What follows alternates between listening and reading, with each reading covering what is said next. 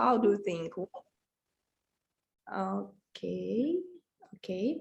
And of course, it's not only the structure of the nervous system, and this is include and physiology and anatomy and molecular biology and cytology and computer science. And right now it's more popular because we know the structure, but we still don't know how it's work exactly. And of course, why we want to know and what do we know about the neuroscience. I'm sure that you know that a lot of factors which influence of our nervous system. This is internal factors and external also. And this is very important because sometimes we don't have problem with the structure, with everything, don't damage the nervous system, but patient has a problem and nobody knows why it's happened. And of course, it's a very important question, and we want to know answer for all of these. How does it work? And what and how does it control, and how does it influence other parts of the body and our life? And more important, and right now it's a more and more important question, how we protect, how we can protect, how we can model it, because right now I'm sure that you know that population of the world become older, and right now during last 3 years we live in the pandemic situation, and a lot of information that the COVID infection could influence of our nervous system, not only when we receive the specific neurological disorders, but our psychiatric condition, which we stay during 3 years, it's also influence of our body and our nervous system. And this is my question for you then. Do you know any famous people with the neurological diseases? How? I'm sure that you know, but you could answer or could write as what do you prefer? Oh, I'm sorry. I help you. Yes, the first person, and I'm sure that you know that he has the very severe neurological disorders. It's the amyotrophic lateral sclerosis. It's nobody knows why. On the one moment, the cells becomes died, and this is the cells which are situated only in anterior corn on our spinal cord, and that is why he didn't have a problem with his mind. And I am sure that you know that he continue work and when he has this diagnosis, but he can't move. This is a very difficult condition for patients because they understand everything and they know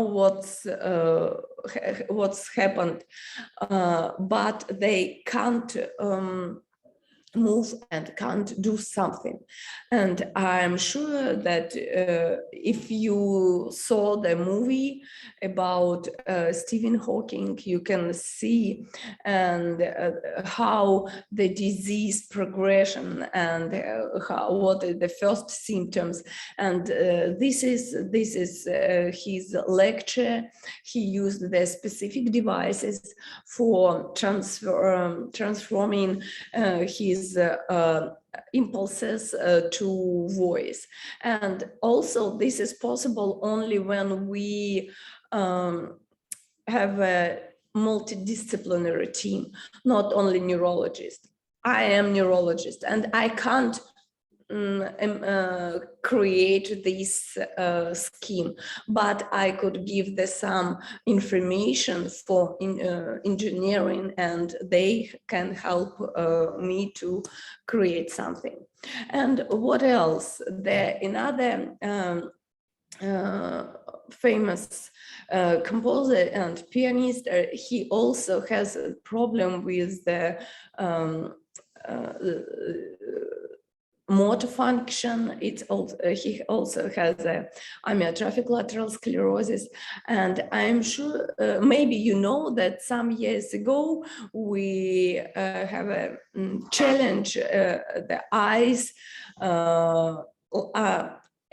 ice bucket challenge, when the famous people decided to spread the information about amyotrophic lateral sclerosis and collect some money for future research. And each famous people, they have to use the ice water or another it's the same. It could be the ice water and transfer some money for association with which started this disorder. And this is of course, it's a very important part, but it's not enough, especially for patients. And in other neurological disease, the Parkinson disease, and this is also right now it's very we met this patient more and more, and this disease become more younger, and also nobody can explain why it's happened. For example, maybe 10 or 20 years ago, we can't imagine that we will have patient about 30 or 45 years old. But right now we have more and more patient who has only 30 or 33, 34, 40 years old. But usually when we try to read some information about this disease, it's around 60, 65 years old. And why it's happened? When we talk about Parkinson's disease, it's a chronic neurodegenerative disorder of the central nervous system, and especially the motor function. But we have the different kind of movement. We have the voluntary movement and involuntary movement. When we talk about Parkinson's disease, we mean involuntary movement. This patient want to work, to do something, but they can't do it, or do it, it's not correctly. Why it's happened? Because there in our specific structure, in the substantia nigra, we have the specific neurons which produce the dopamine. And in our normal life, we have a lot of dopamines in which produce ourselves. But what's happened? I'm sorry for my voice today. What's happened when we talk about Parkinson's disease? There are a lot of cells which produce dopamine died, and we see when we see the patient with the symptoms, we could say that this patient lost more than 70, maybe 80% of these cells, and a lot of symptoms. And more often, and this is the classical symptoms, is the rest tremor, bradykinesia, rigidity, and postural instability. And a lot of the huge part of this disease is the non-motor symptoms. And the last years, the specific non-motor symptoms is a criteria is anosmia or hyposmia. And right now, also when we live in pandemic situation, when we don't feel any odorants and lost our smell, we could think, oh, it's the only COVID infection, it's the reason, or it's a neurodegenerative process. But of course, it's not the so easy. Yes, a lot. It's the very specific characteristic for patients with Parkinson's disease, but right now it's a criteria, and we know that more than 90% of our patients with Parkinson's disease, they have problem with their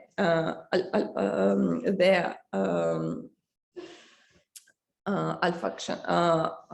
I'm sorry. That they have problem with the identification of any odorants. What else? Also the cognitive impairment and dementia, sometimes it also could be a non-motor symptoms. And I'm sure that you discussed this topic with Evgenia, yes, about the memory, mechanism of memory, and I'm sure that you received some information. And what else? Yes, the population become older, and we could treat some problem which we can't treat 20 or 50 years ago. But what is the main problem of older people? How do you think? Could you answer, or you? Okay. Yeah. Why you don't want to discuss any and don't want to answer any question?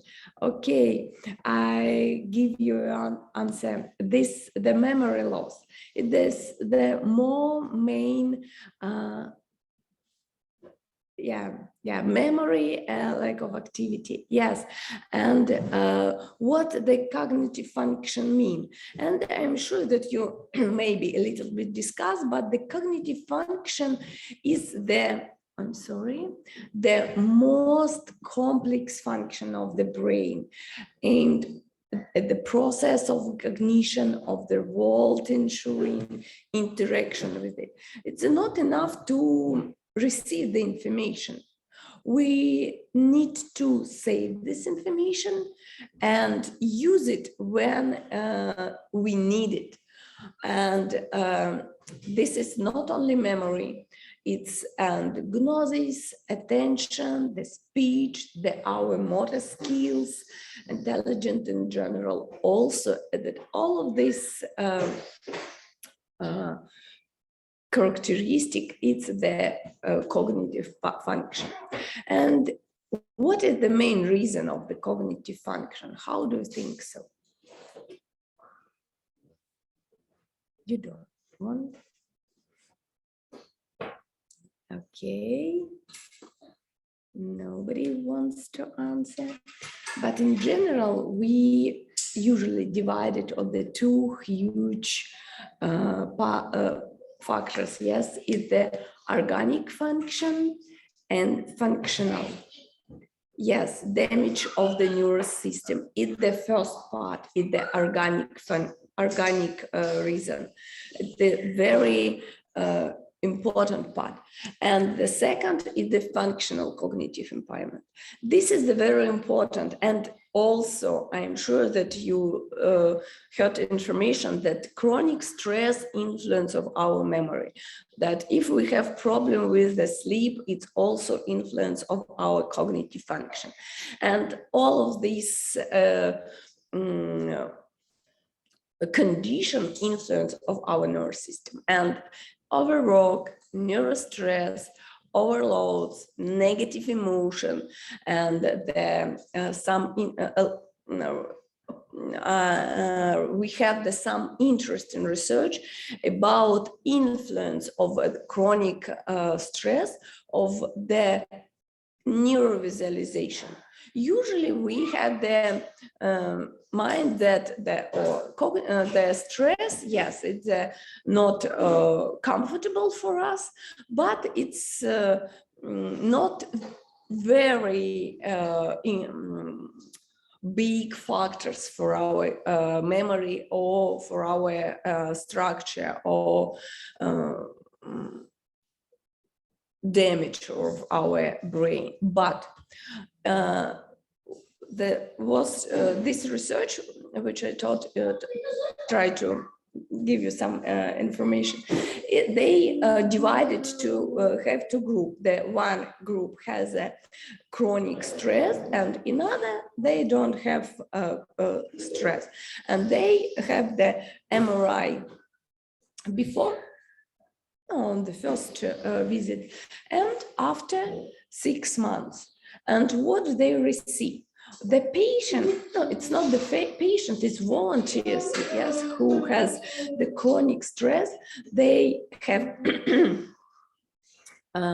reduced their hypothalamus. If we compare with the patient who don't have the chronic stress, it means that if we have the chronic stress, you know that the cortisol increase in our blood, and also we know right now that cortisol burns our brain and our neurons. This is the functional cognitive impairment, and also you're correct that any problem with the nervous system. It could be neurodegenerative diseases. It could be vascular diseases. It's the best example is the stroke, for example. Yes, the neuroinfection, and right now it's the COVID situation. We have a lot of patients with the problem with the nervous system. The brain trauma, aging is also as an organic condition, because each year we lost 1% of our cells, brain cells. And that is why if we compare for the 20 years and the 90 years, it will be different. And what is the main risk factors of cognitive impairment? Of course, it's the aging. And aging is the risk factor if we compare with the different group of aging. But how do you think, at what age that does memory begin to decline? And you think when we start to worry about our cognitive function, about memory, and when we start to protect our brain for saving, how do you think? At what age? You can write, Leonid. Thank you. 20, 40. Any other idea? 60. Okay. Okay. 30. Great. Oh, 50, 25. Yes, it's a very good, because usually when I ask this question, my students, they answer that the 60, 55 and older. But yes, the cognitive abilities of personal gradually decrease from the age 20, 30. Each year it's become, no, we lost some cells. We could explain for ourselves that, oh, today I can't remember these words because for example, I have a plane, yes, and I have a bad night today and something else. But it doesn't mean that it's true. Maybe it's a really problem, not because I have a bad night today. Maybe it's another reason, and maybe this is the first symptoms, and we need to check it. Because when we talk about people 70 and 80, yes, in this year, this age, the atrophy of the brain, they reach more than around 50%. And of course, we need to protect. I'm sorry, my child can't stay in the one place. But, and of course, when we talk about cognitive impairment, we need to remember about dementia, because the cognitive impairment, it could be the different reason. It could be deficit of vitamin B12. It could be the maybe higher level of sugar or low level of sugar. It's a different reason, but we need to remember about dementia.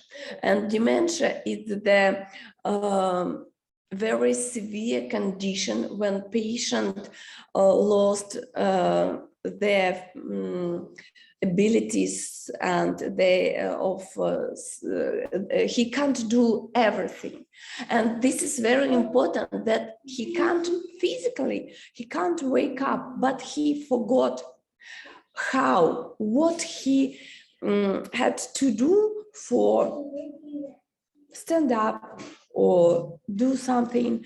And that is why this patient needs somebody who will every time 24 hours during the 7 day a week, and or every time. And also this is very difficult for partner, and the best example of the disease which had the dementia is the Alzheimer's disease. And of course a lot of famous people also has this problem, and it doesn't mean that this is only for specific group. And for my opinion, the best example for understand what's happened with this patient, this is this example. This is William Utermohlen, the American artist who has this diagnosis, and he write their self-portraits. And all of these self-portraits will combine to art project, to self-portraits before and after Alzheimer's. And this is very important, that when we analyzed all of these self-portraits, we could check that the first symptoms, when he started to lose very small details or change their portrait, it's happened before than when this diagnosis was diagnosed. And this is his portrait. He write these portraits each year, maybe twice or several times in a year. And this is his last self-portrait. After this moment, he lives during 8 years, but he can't write any pictures. He forgot what he has to do. And this is all of these self-portraits. And yes, and in this case, when we met the partners who become nervous and try to explain something, or nervous for patient, and try to not only explain but ask, and this is very negative situation. And of course it's difficult to imagine this patient who can't see themselves in the mirror, can't explain something or understand something. And that is why this is very important to catch the first symptoms and the first moment when this disease starts. And it could help us to save. And of course, right now, a lot of clinical trials and a lot from the end, what we had the vaccine, try to use the vaccination, which help a patient who has the chance to develop the Alzheimer's disease. We right now a lot of clinical trials which we use the monoclonal antibodies. It's the very prospective, and we hope that it could help this patient. And but still we have only symptomatic treatment for this patient. And this is William Tromolon with his wife. And why shall I talk about the neuroscience, about disease, neurological disease, and the artificial intelligence? Right now, everybody knows, and we use artificial intelligence for cars and in agriculture and in other fields, but we still can't use it in when we can't model in the whole how our brain works. And because we can't imagine that a lot of information which we receive, and if we could see something it once, it's stay in our brain. Yes, I agree that we can't use it, and sometimes we can't use it conscious. But when we talk about subconsciousness situation and subconscious, maybe in this situation and in this case we could use it.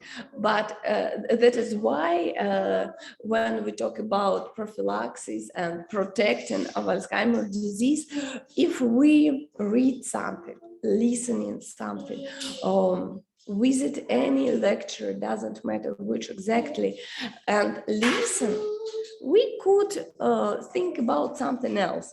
But this information, we also will stay in our brain, and maybe once a day we could use all of this information. I don't know, it's the good or bad, it's the advantages or disadvantages for us, but right now we have a lot of theory about how our brain works. And of course, right now in our clinical practice and our clinical okay, I answered a little bit later. And a lot of methods which we use for diagnosis, for treatment, and of course, oh, I'm sorry, why it's happened.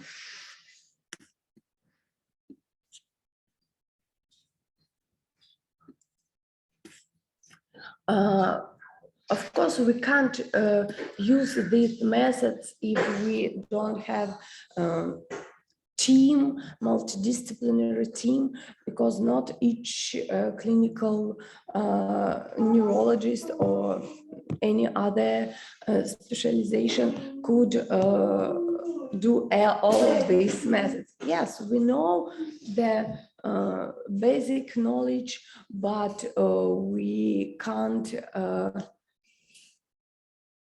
do this. And a lot of laboratory tests, which we also use for our in our practice, and we could use all of this method not only for neurodegeneration and demyelination, and this is the multiple sclerosis is the best of example of the demyelination. But it doesn't mean that if we talk only about demyelination, we don't have the neurodegenerative process. It's the all of this process. It's we have in all of this disease, but that when we talk about vascular, the problem with the blood supply, this is on the first step, and in other it's a secondary, and also patient with neurodegeneration. Of course, if the cells, neurons has a problem with the metabolic in cells. Also, these cells have problem with the blood supply, and also it's the inflammation and metabolic, the diabetes, and right now the Alzheimer's disease, some of the research called as a diabetes type 3, because very singular mechanism, and a lot of other fields and tumor and trauma. And of course, the more important for me that we could combine the theory and practice, and right now try to check some theory, some hypothesis, and this is course, and the TIS could combine all of these methods, and I hope that it could be interesting for you, and the next year maybe we met in our offline lecture. Right now I answered, some of you have a question. The first question about has anyone been cured of Alzheimer's? Oh, it's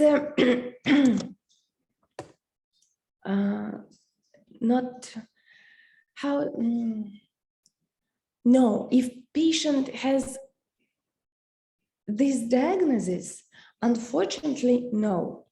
We, some years ago, we had a publication that one patient with Alzheimer's disease, after specific methods of treatment, stopped and don't have any symptoms. But it means that maybe it wasn't the Alzheimer's disease. Right now, a lot of theory about that, that we could use the phototherapy, and it help save the configuration of amyloid, and but it's not for the huge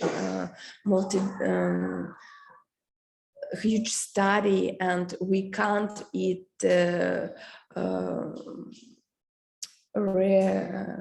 how it's, I'm sorry, we can't repeat, and it means that if we can't repeat this, the same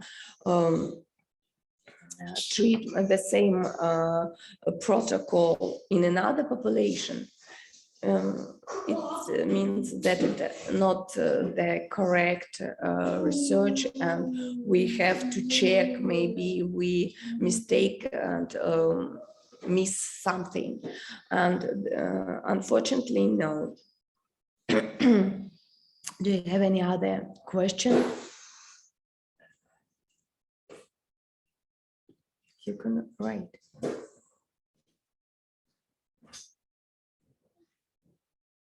No.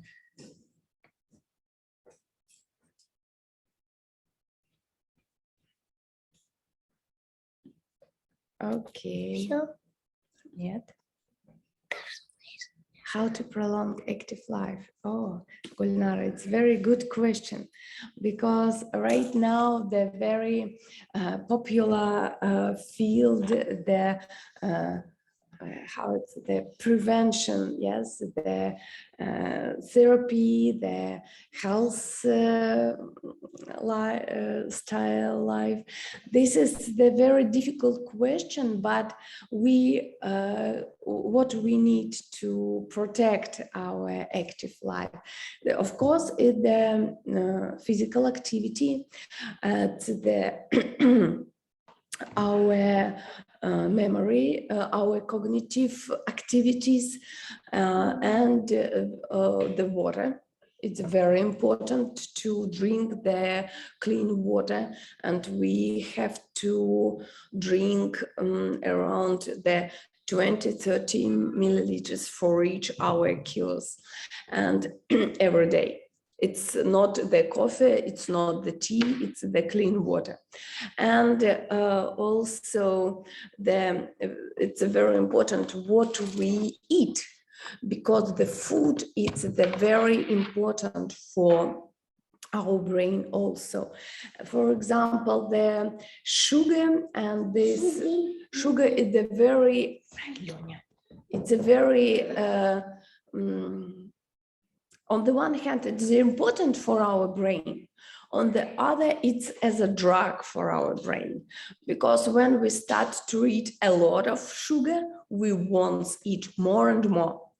And as you right now try to don't eat any sweets during 3 days,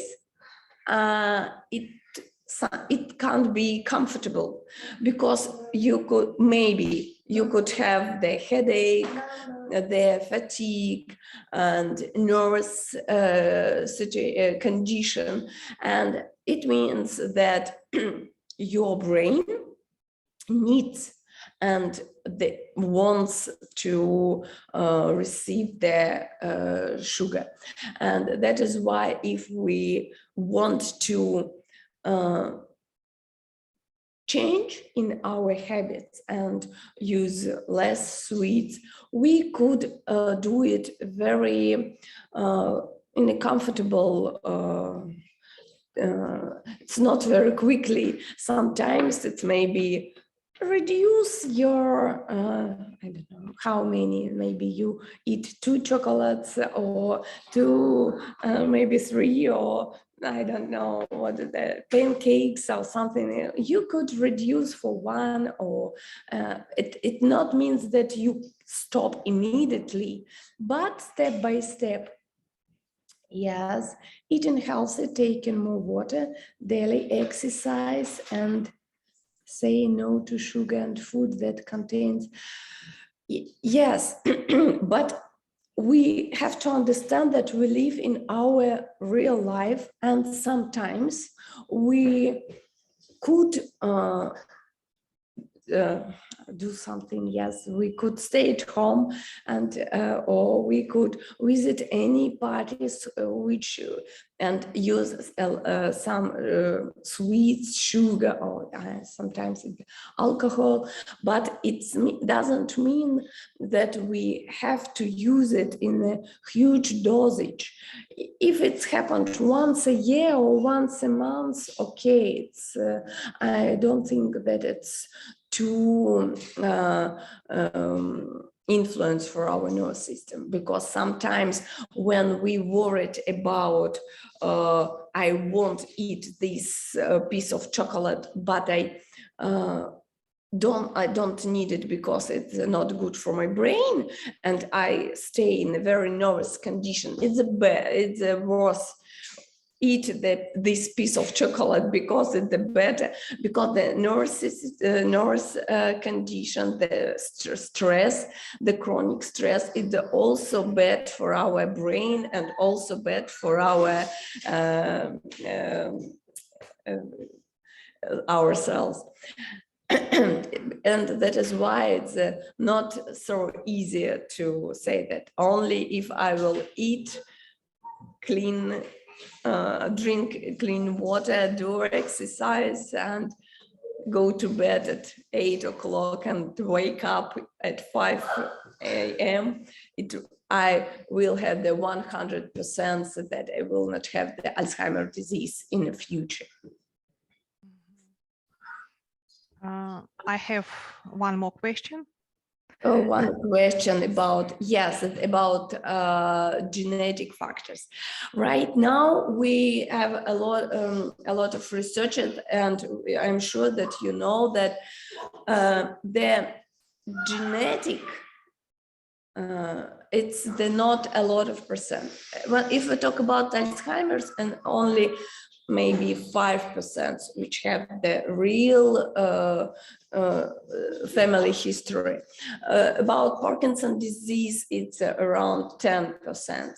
Another huge part, it's the,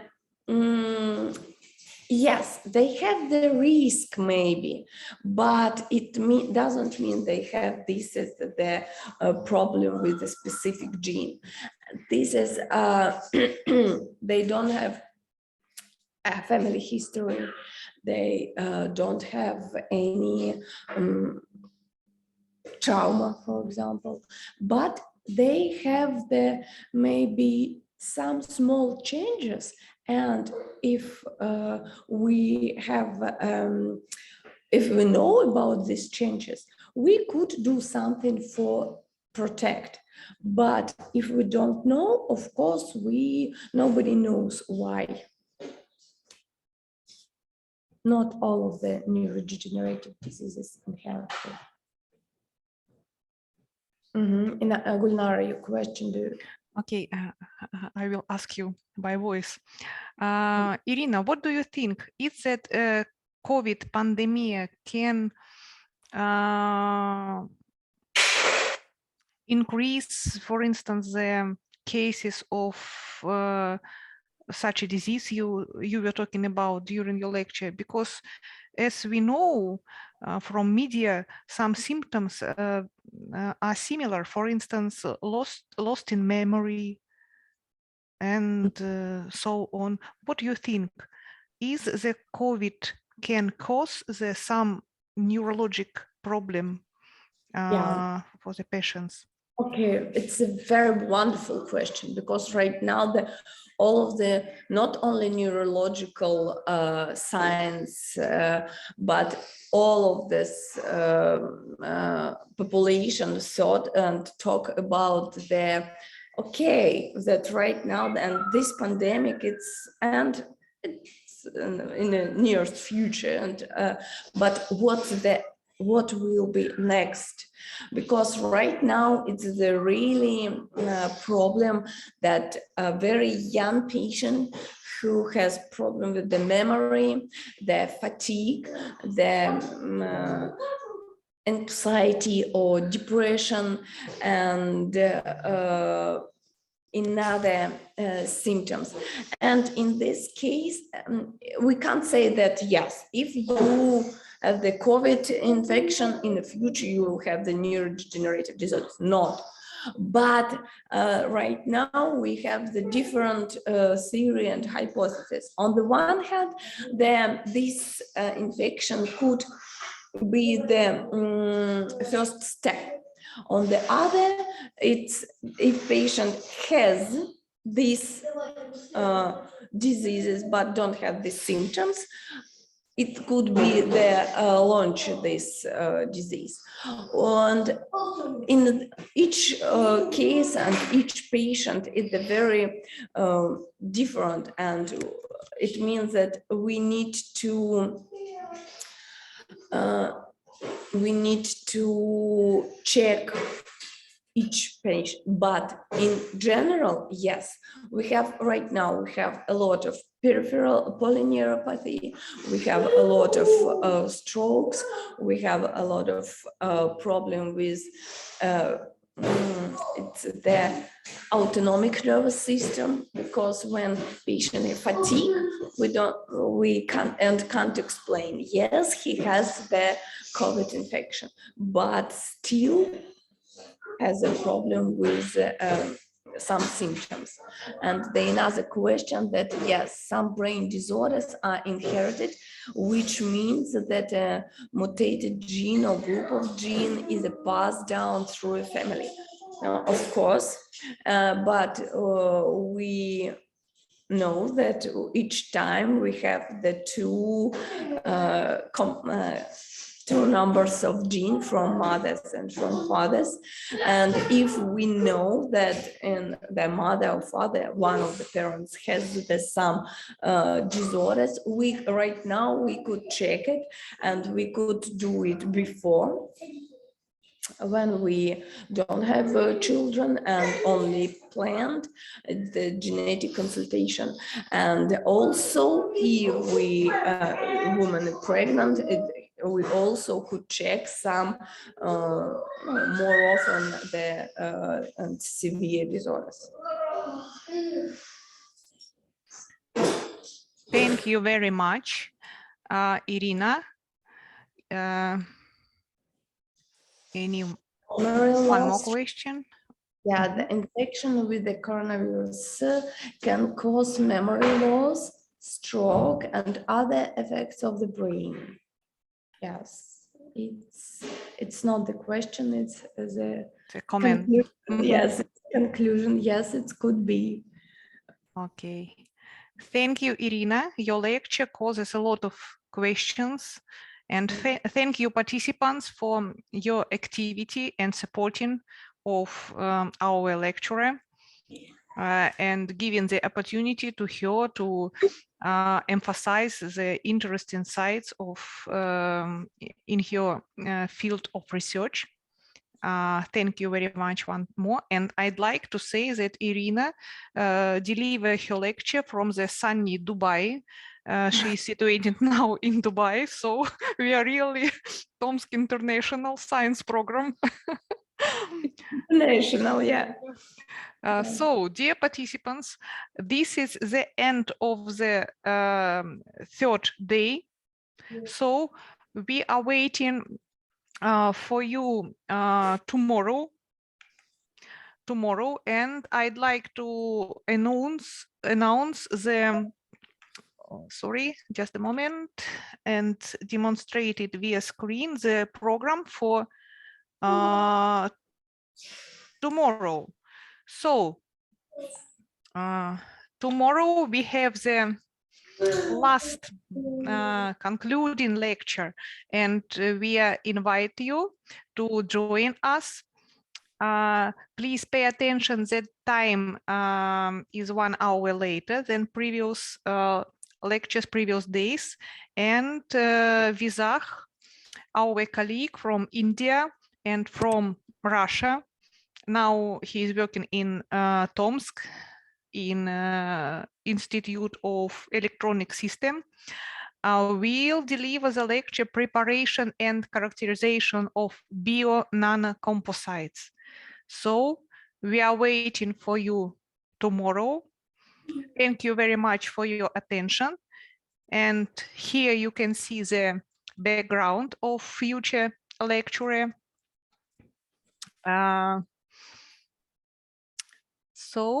And to conclude in our today's meeting, I'd like to add that all the participants will who will attend at least 3 lectures will get a certificate. This is an example of certificate. And please pay attention that the main goal of our free online winter school, Tomsk International Science Program, is to attract you to apply for our bachelor program in Innovatics, Tomsk International Science Program at National Research Tomsk State University. We hope that some of you are interested in study in Russia, in Siberia, in Tomsk, and hope we will see some of you among our future students. Thank you very much. Bye-bye. Take care. Have a good day. Have a good day. Have a good day.